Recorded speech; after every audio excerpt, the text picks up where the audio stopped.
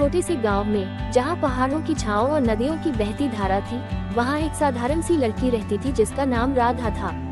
राधा का हृदय उतना ही साफ और पवित्र था जितना कि गांव की नदी का जल। उसकी आंखों में सपनों की चमक थी और होठों पर मधुर मुस्कान। वही गांव में एक युवक भी रहता था जिसका नाम अर्जुन था। अर्जुन दिल का साफ और मेहनती था। उसकी आंखों में हमेशा एक चमक रहती थी और वो हर किसी की मदद करने के लिए हमेशा तैयार रहता था। राधा और अर्जुन की मुलाकात पहली बार गांव के मेले में हुई। अर्जुन ने जब राधा को पहली बार देखा तो उसे ऐसा लगा जैसे उसकी जिंदगी की अधूरी कड़ी पूरी हो गई हो।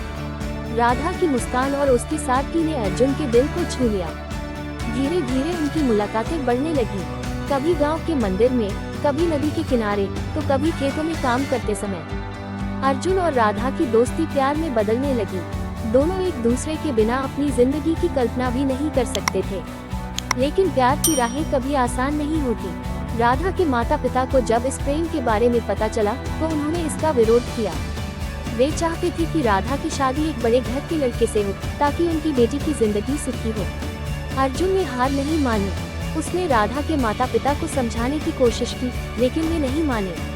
अंत में राधा और अर्जुन ने फैसला किया कि वे अपने प्यार की खातिर अपने परिवार को छोड़कर कहीं दूर चले जाएंगे। एक रात, चांदनी रात में, दोनों ने गांव छोड़ दिया और एक नए जीवन की शुरुआत की। उन्हें बहुत संघर्ष करना पड़ा, लेकिन उनका प्यार हमेशा उनके साथ था। समय के साथ राधा के माता पिता को भी समझ में आ गया कि प्यार से बढ़कर कुछ नहीं होता। कुछ वर्षों बाद राधा और अर्जुन वापस अपने गांव लौटे।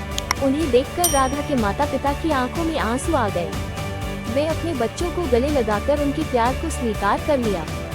गांव वालों ने भी उनका स्वागत किया और उन्हें फिर से अपने गांव का हिस्सा बना लिया।